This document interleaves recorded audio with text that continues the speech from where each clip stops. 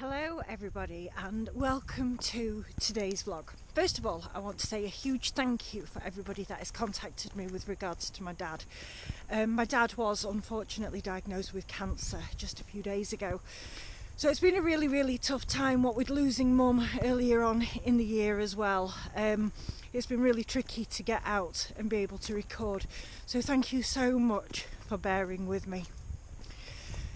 Today's subject matter is absolutely horrific. And it came about while I was researching the graves that were in Hatfield Moors Cemetery. These are the Commonwealth war graves. And all of them are men, all of the war graves anyway, are men that fell here at RAF Lindholme. I'm actually out on the moors today again, just due to the nature of the topic, which is quite brutal. So I came across one name, a Warrant Officer T. Casey.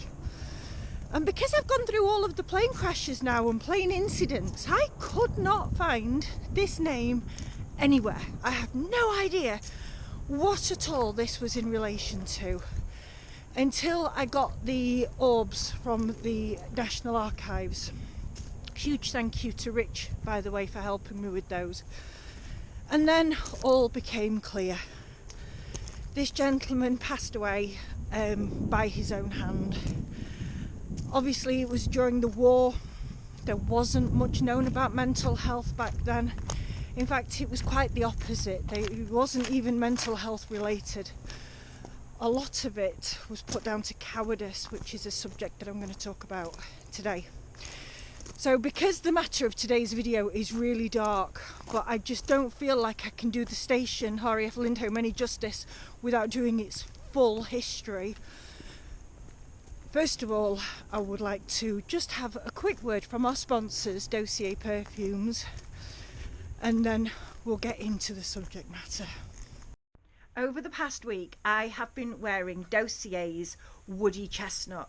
Now, believe it or not, it does actually smell like woody chestnut. It's a really beautiful earthy scent, and it's inspired by Margalia's Replica. And I can tell you, Margalia's Replica is an awful lot more than this £38 bottle of Dossier's. So it is a dupe. It is a scent of another scent, but it's done because Dossier want to keep all of their perfumes affordable, to be able to make top quality scents out there for the masses of people to be able to try and to be able to afford.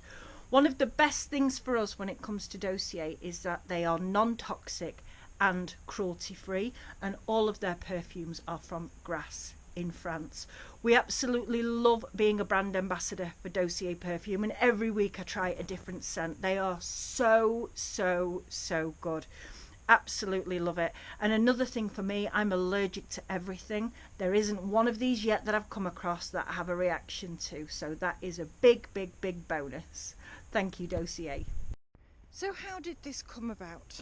Okay, so what I've really wanted to do for a couple of years now is to get all of the stories of the gentlemen that are in Hatfield Moors Cemetery, and to be able to put a little notice up for a lot of the children and adults that go to the Remembrance Parade and the Remembrance Day, so that these just aren't graves. They can find out about these people, probably where they're from, their background, and also how they passed away during the war, what planes they were on, you know, just all of the general things to help bring this cold white stone to life as a young human being that they were. And then I came across T. Casey, Warrant Officer T. Casey, and I couldn't find him anywhere. Literally, I've been through all the years now. I've had a look at every plane crash, I've had a look at everything, and this gentleman just should not be there. I did have the orbs that covered his date of death, which was the 18th of February 1941. Nothing, absolutely nothing. I then had to request further orbs to be able to see whether or not I could cross-reference or if there was anything else. And it turned out that luckily there was. So on the 22nd of February, 4 days after his death, there was a court hearing, like a coroner's court hearing, held at RAF Lindholme, which looked into the circumstances of T. Casey's death. And it was recorded as self-inflicted death by gunshot wound. So the term that we use commonly today is suicide. And here's what I just didn't know about the war years until doing my research about this particular gentleman, and that is how frowned upon suicide was during the war years. And I mean really, really frowned upon. When I had a look at World War I, they used to call it white feather, and they used to shame officers or normal footmen. Any kind of soldier would be shamed where somebody would walk up to them and present them with a white feather. I never knew that until doing this. And in World War II, especially during the conflict in the air, it was called Lack of Moral Fibre, LMF. And people that committed suicide were sort of hidden away, hence the fact that there was no register for this on the station's ORBs. And it was sort of done and dusted as quickly as possible, tucked away, tidied away, and almost forgotten about. Now obviously we know an awful lot more about mental illness. I also want to put out there that during our research for the body in the bog, we are nearly 100% sure, after going over every single one of the over 24,000 names on the Runnymede Memorial, we have one gentleman that matches to perfection, a gentleman who set off on a bombing raid, who never came back, who is said to have left the aircraft while still over the United Kingdom. And we believe that that was also suicide. But the way that it's been played out is there are two contradicting stories. That's definitely for another vlog. But it sounds like there was a big cover-up to try and give him some kind of, I don't know, a decent ending. The truth definitely was covered up somewhere, which is why it's been so difficult to be able to identify the body in the bog in the first place. Well, to say that there was no record at all of this gunshot, suicide by gunshot, it's just impossible for me to think that there was a silencer back in 1941, February 1941, in the H blocks of RAF Lindholme, where multiple people would not have heard a gun go off. I think it's pretty fair to say that a lot of people would have been attracted to that and probably were at the scene quite quickly, just due to the nature of how the halls or rooms are laid out in those buildings. So yes, it's been quite difficult looking into how berated these poor gentlemen were, which again is something that I'll go through in a little while. Here is the Google definition. So lack of moral fibre, LMF, was a term used by the Royal Air Force, RAF, during World War II to stigmatise aircrew who refused to fly missions without a medical reason. It was not a medical diagnosis but a punitive designation, though it is now understood as a reaction to the intense trauma and fear of combat. The term implies a lack of willpower to overcome fear and a perceived failure to meet one's duty in the face of danger. The historical context, the phrase was formally introduced by the RAF in 1940 to deal with increasing psychological casualties in bomber command and other commands, meaning it was implied to airmen who forfeited the confidence of their commanding officers, often by admitting they felt unable to face their duties. Stigma and fear. The term carried a strong stigma, and it was used to label those who gave way to gut fear, which was a significant issue for the air crews who knew their chance of survival was very low. Psychological impact. While the term was not a medical diagnosis, it is now viewed in the context of mental health and reactions to trauma. Some neuropsychiatrists attempted to modify the procedures and understand the psychological effects, but the policy remains largely uncompromising. Modern understanding. Today the term is understood differently. It can refer to a general lack of strong ethical principles or the willpower to do what one believes is right in different situations. However, its original specific meaning is tied to the wartime RAF experience. This is the bit that when I researched it absolutely shook me to the core. This is actually, I'm going to do a bit of a warning here because this triggered me. It's really not very nice, and these gentlemen went through hell anyway, and then they were put through this process which was designated or designed to mentally stigmatise them with all of the men that were on board. It makes it even more realistic to me that the gentleman, the body in the bog, is a suicide if he had to go through this process. So the LMF process, again, trigger warning.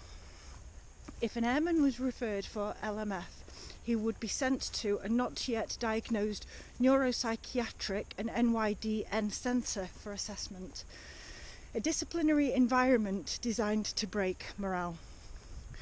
Treatment of airmen determined to have LMF included public humiliation. There are documented instances, though rare, where airmen were publicly paraded and stripped of their wings and rank insignia. This was meant to be a warning to others. Demotion. Commissioned officers were discharged while non-commissioned officers were reduced to the lowest rank, aircraftsman second class. Menial work. Airmen were assigned demeaning tasks such as latrine duty or peeling potatoes in the mess hall. Transfer to combat or labour. From 1944, those who were discharged for LMF could be drafted into the army or sent to work in the coal mines, forcing them into manual labour or a different form of hazardous service. The decline and legacy of LMF. Over the course of the war, the RAF stance on psychological casualties began to shift as military psychiatrists argued for a more humane approach. Evolving medical understanding. Mental health professionals began to advocate for procedures that acknowledged the effects of trauma rather than blaming the individual. I mean, thank God. High risk dissent. As the war progressed, some senior officers recognised that punishing combat exhausted veterans with the same label as recruits who refused to fly was unfair and very damaging for the morale. Policy change. By 1945, the policy was deemed politically indefensible and the official classification was dropped. The term, however, remained in use in the RAF and in its culture for years. I just can't believe reading that this is how our heroes were treated, that clearly had mental health issues. I then had a look at all of the reasons why certain people would take their own lives during the war, apart from the obvious, the maybe not so obvious as well. So the first one that I found out was young recruits, terrified, especially during the latter half of the war when they knew that the casualties were so very, very heavy. Young men sent away from their homes, their families, for the first time ever in their life and expected to go into this theatre of war, both in the RAF and also foot soldiers. There was a really, really high suicide rate compared to what there is in the military, say, nowadays, even though I know that this is still a problem. So age, big factor. Being taken away from home, another factor. The loss of friends. You know, if you are in a unit or a serving unit, or you're on the same plane as these people and then they go down and then you're left, there is something called survivor's guilt. I've looked up survivor's guilt quite a bit because I know my granddad had it coming back from Burma. It's a terrible, terrible thing to be saddled with literally for the rest of your life, and it just overcame so many men. The other thing, you're away from home for so long. Maybe you had a partner or a wife or husband if you're female, and then you hear that they're no longer there waiting for you, and that has been your one constant to get you home safe, that thought of getting back into your life. But then that's taken away. Did you just hear somebody whistling? I just heard somebody whistling. I'm going to replay that back again in a minute. Somebody just whistled behind me, and there is nobody behind me. I'm going to play that back. Anyway, so what was I saying? Reasons, yes, reasons why people would do it. Just because somebody isn't afraid of flying one day doesn't mean to say that they can't get into a skirmish in the air, have a bit of a lucky escape, land, but then be terrified to be able to get into the air again. That one appears to be quite a big one as well. A lot of men who, even if they've done many missions beforehand, just like that, psychology can turn and you are terrified of stepping foot on that plane, knowing where you're going to. A lot of the men, even if they did survive, they experienced an awful lot of things that would happen in the plane, like being shot at on the raids. You know, it's a very small environment for a lot of men to be in, and I can imagine that it must have been absolutely shocking. The other one is bullying, and it's something that's just not spoken about in the services. I believe it is a lot more today, and a lot more is coming out about it. But bullying, huge problem, and it was sort of kept under wraps. So I don't think people knew as much about it as what they do now. But yeah, that was another reason for people to take their own lives. And I've got to say, this is an exhaustive list.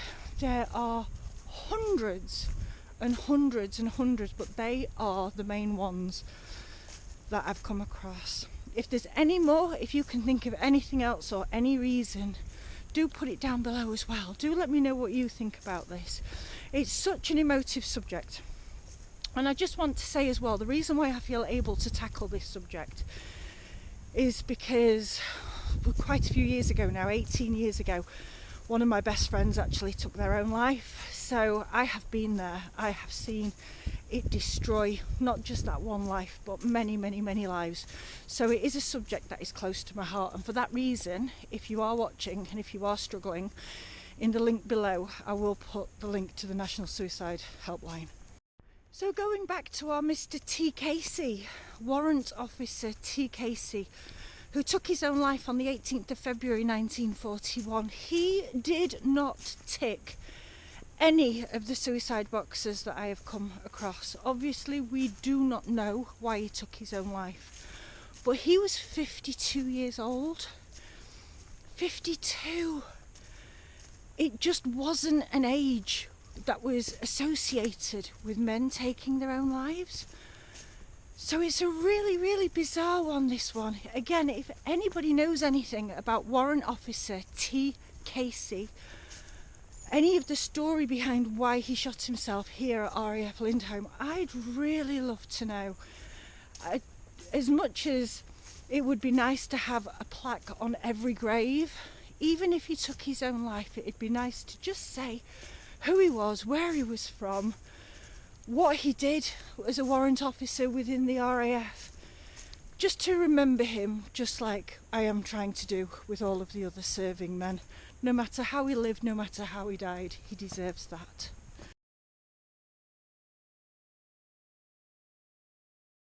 Thank you so much for watching. If you enjoyed today's video, please hit the subscribe button.